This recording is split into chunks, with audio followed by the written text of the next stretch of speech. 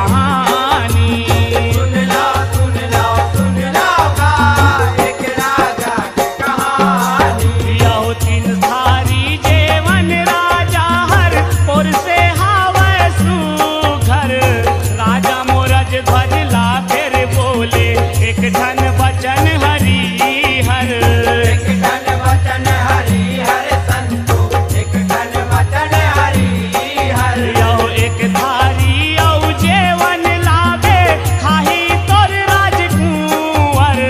बामन देवता के गोठला सुन के, बक्का गे राजा हर।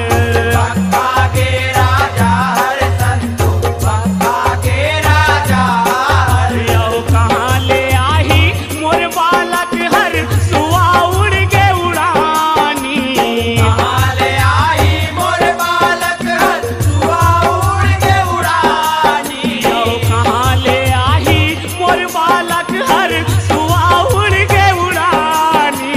कहाँ ले आई मोर बालक हर, सुआ उड़ के उड़ानी। यहो सुन लाओ सुन लाओ सुन लाओ का एक राजा के कहानी।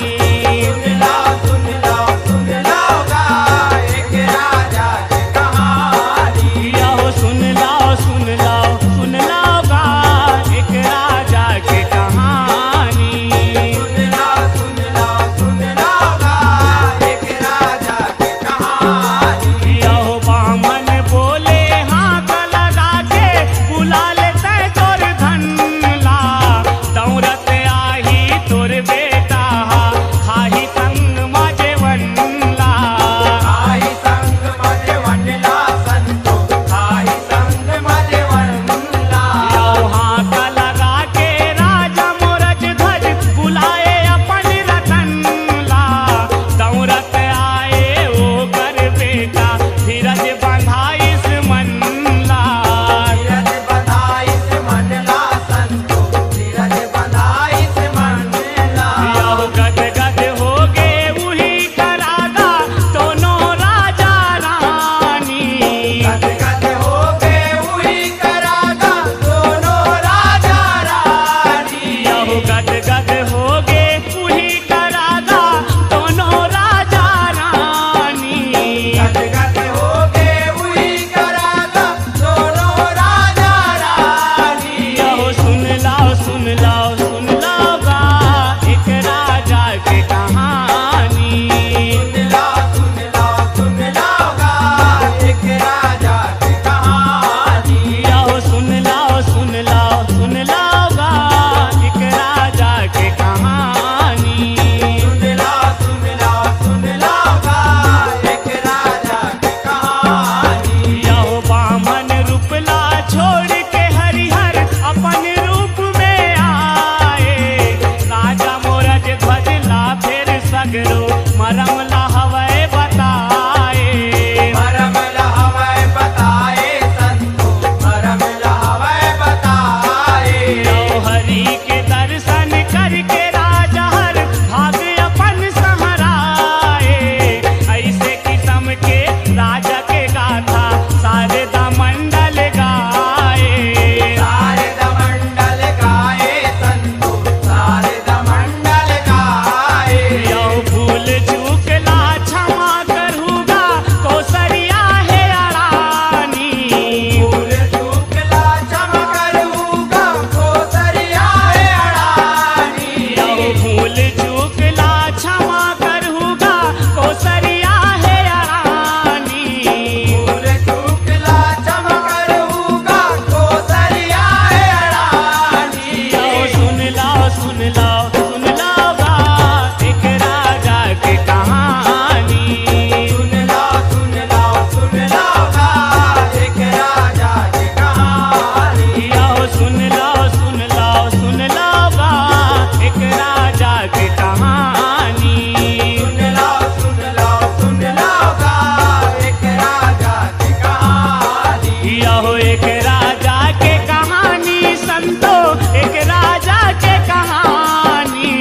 एक राजा के कहानी संतो, एक राजा के कहानी। यहो एक राजा के कहानी संतो, एक राजा के कहानी। एक राजा के कहानी